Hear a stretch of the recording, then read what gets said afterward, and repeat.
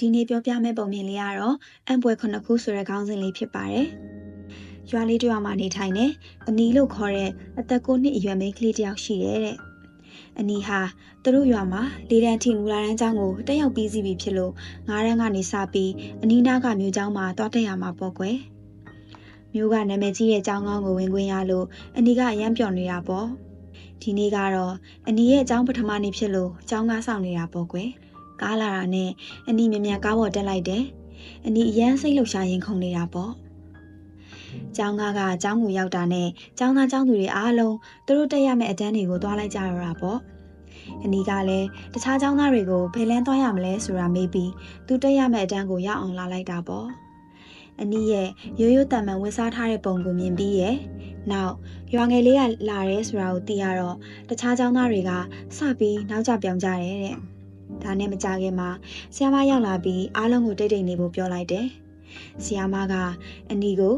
အတန်းနဲ့မိတ်ဆက်လိုက်ပြီးတော့အနီဟာဒီနေ့ကနေစပြီးအားလုံးနဲ့အတူတူအတန်းတက်မယ်ဆိုပြီးပြောပြလိုက်တာပေါ့ကွယ်။နောက်တော့ဆရာမကကျောင်းသားတွေကိုမမျော်လင့်တဲ့စစ်ဆေးမှုတစ်ခုအခုချက်ချင်းဖြေဆိုဖို့အသင့်ပြင်ဖို့ပြောလိုက်တယ်။တစ်ဆက်တည်းမှာပဲဆရာမကအားလုံးကိုကဘာမှာရှိတဲ့အံ့ဘွယ်9ခုအကြောင်းကိုချရေးဖို့ပြောလိုက်တာပေါ့။အနီကလွဲလို့တခြားသူတွေကသူတို့အဖြေလွှာကိုတင်လိုက်ကြတော့ဆီယာမကအနီနားရောက်လာပြီးအနီကိုအစင်ပြေလားသမီးစိတ်မပူနဲ့တခြားတန်းမော်တွေကသူတို့ပြီးခဲ့တဲ့ရက်အနည်းငယ်လောက်ကတင်ယူထားတာတွေရှိတဲ့အတွက်သမီးကသမီးတီတာကိုပဲချရေးလို့ရတယ်လို့ပြောလိုက်တာပေါ့ဒါနဲ့အနီကအများကြီးရှိတဲ့ထဲကနေသမီးပဲ9ခုကိုရွေးပြီးရေးရမလဲလို့စဉ်းစားနေတာပါလို့ပြန်ပြောလိုက်တယ်တဲ့အိမ်နောက်တော့အနီကသူ့အဖြေလွှာကိုဆီယာမကိုပေးလိုက်တယ်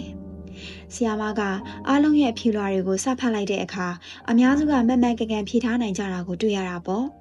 အဖြေတွေမှာတော့တရုတ်ပြည်က Great Wall လို့ခေါ်တဲ့ကြီးမားတဲ့တံတိုင်းကြီးကြောင့်နောက်ကြီးမားတဲ့ပွဲကြည်ရုံကြီးကြောက်တုံးချန်စီယိုဝိုင်းကြီးဗီဇာမျိုးကကြီးမားတဲ့ပီရမစ်ပုံအဆောက်အဦကြီးနောက်ဗီဇာမျိုးကတစောင်းနေထားရှိတဲ့မျော်စင်ကြီးတာဂျ်မဟာဂူဗိမာန်ကြီးဘေဘီလုံကဥယျာဉ်အဆောက်အဦကြီးစသဖြင့်ဖြေထားကြတာပေါ့ကွယ်ဆီယာမကကျောင်းသားတွေကတင်ထားတာတွေကိုမှတ်မိကြလို့ဝမ်းသာတာပေါ့ကွယ်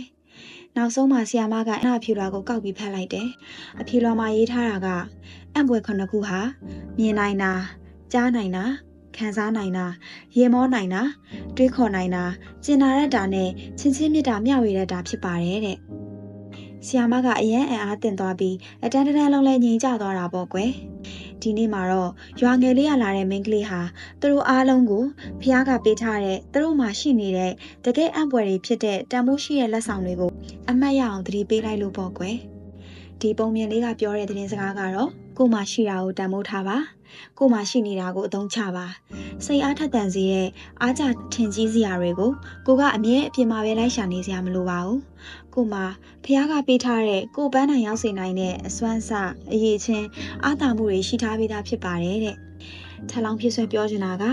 လူချင်းချင်းမှလည်းသူတို့ဘာရဲ့အရေးချင်းကိုရှော့ထွက်တာခွဲခြားပြီးပေါင်းသင်းဆက်ဆံတာမိမိတငယ်ချင်းမိတ်ဆွေအပေါ်နှွေးထွေးကျင်တာကိုမေးလျော်နေတာတွေဟာပြုပြင်ပြောင်းလဲရမယ့်အရာတွေဖြစ်ပါတယ်တဲ့ကောင်းသောနေ့လေးဖြစ်ပါစေ